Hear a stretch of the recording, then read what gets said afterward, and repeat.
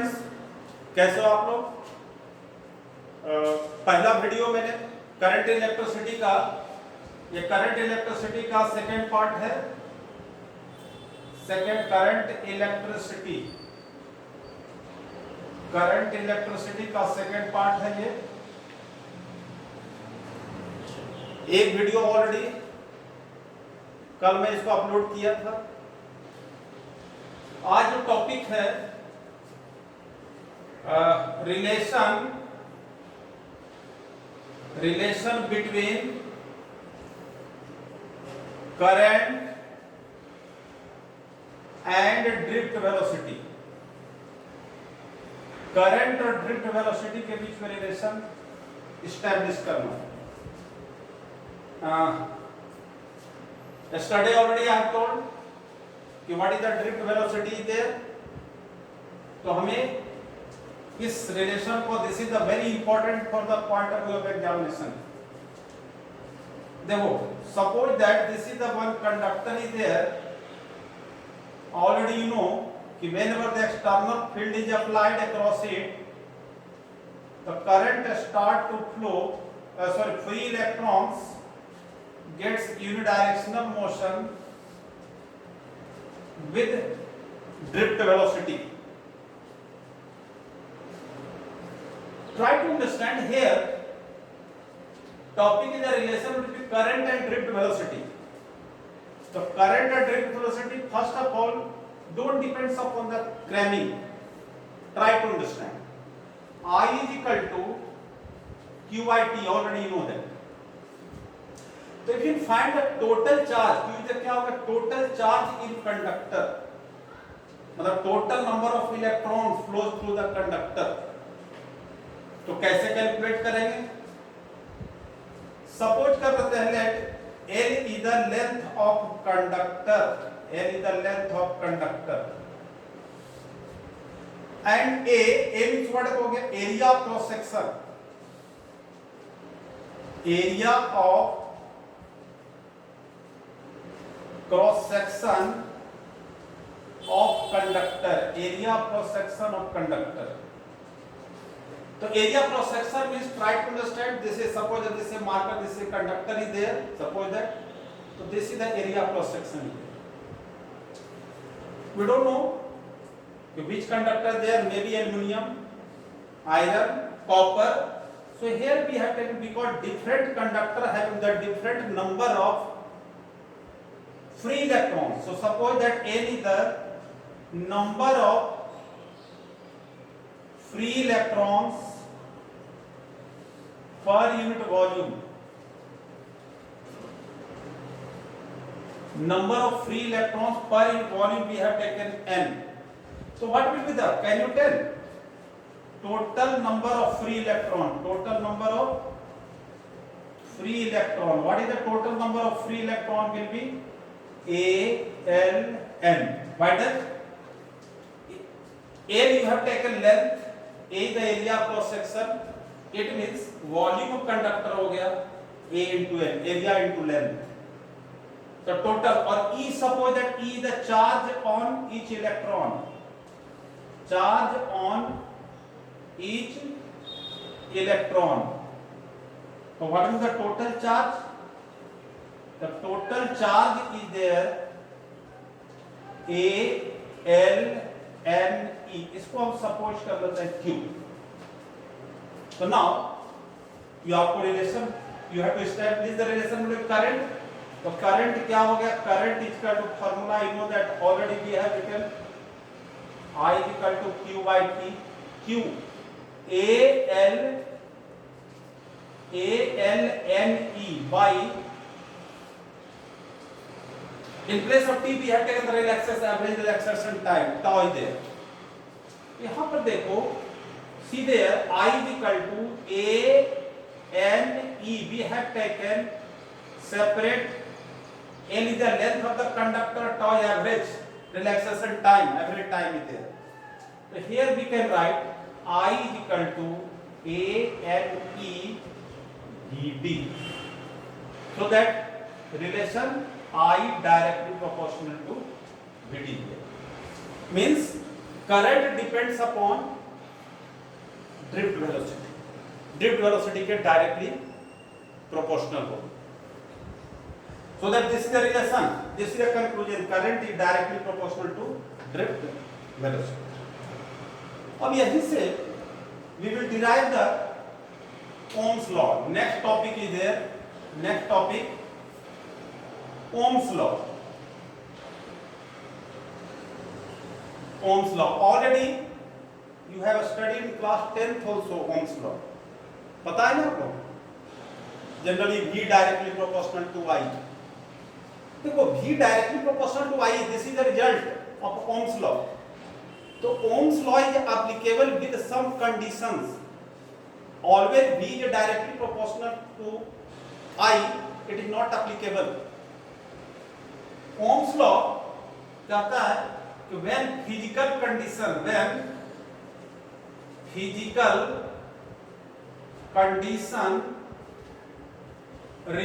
constant,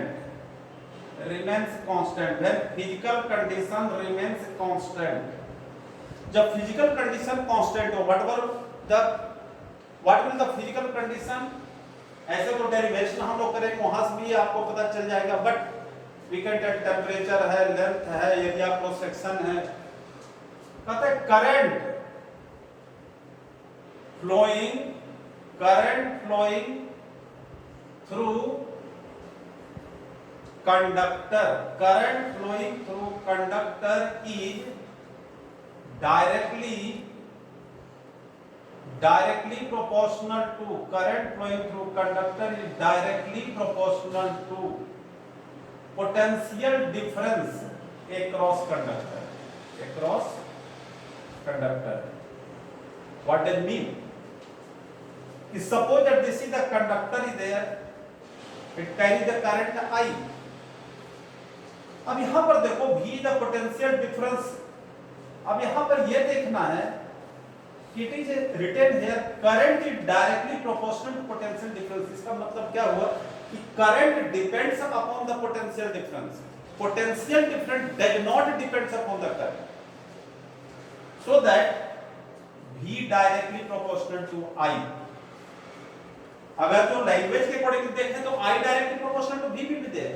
in such a case क्या होगा कि potential depends upon the current, which is the wrong is नहीं, current depends upon the potential difference, so that we are writing V directly proportional to I. अब यहां एक constant देते हैं, this constant R is there, this R is a proportional constant term is there, और this constant is known as, what is that, known as resistance. इस constant को हम लोग क्या कहते हैं, रेसिस्टेंस. तो जब हम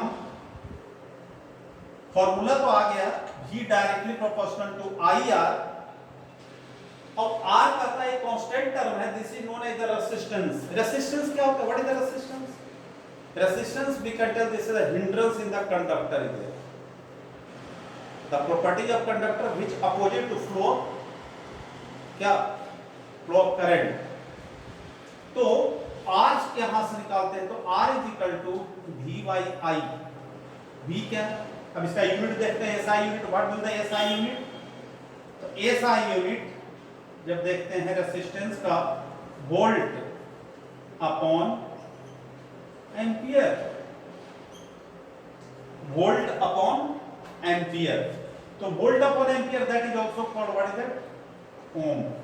this is a symbol. So the resistance, what is the SI unit of resistance? This is the ohmic. अब देखो कि कॉम्पिटिटिव एग्जामिनेशन में इसका डायमेंशन निकालने के लिए कि what is the dimension of resistance, dimension of resistance. How you find the dimension resistance? आपने देखा R equal to V upon I. V क्या है, potential. What is the V? V है आपका पोटेंशियल. तो V can write, you know that work done upon charge.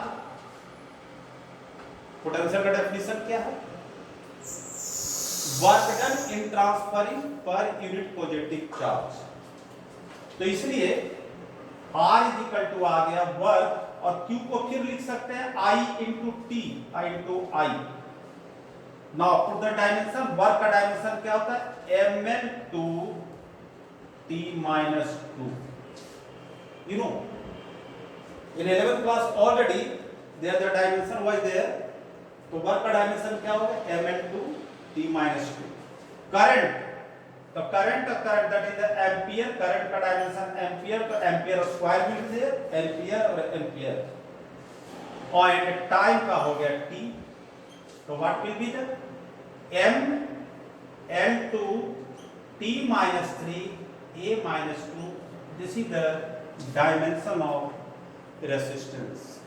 It is asked in the competitive exams, multiple choice question is asked, so there it is asked. So this is the resistance dimension is there. Next topic will be there, is Ohm's law directly we told just the potential difference directly proportional to I, how it is derived. So that is called deduction of Ohm's law, deduction of Ohm's law। सीधे देखो physics है, आपको पता है physics क्या होता है, reasoning subject है, that you have to apply your reasoning, don't depends upon the cramming is there। तो deduction of Ohm's law, Ohm's law को डिराइव करना है, इट मींस कैसे डिराइव करते हैं, देखो I is equal to a formula, you know that A N E already we have derived, I is equal to A N E already you know that। अब यहाँ पर VD की value put कर दो, तो VD will be there, कितना हो जाएगा, minus E capital E by L tau, minus E capital E upon M tau, this is the value of drift velocity, already we have derived this. यहां पर रखते हैं, तो I is equal to A N E, और इन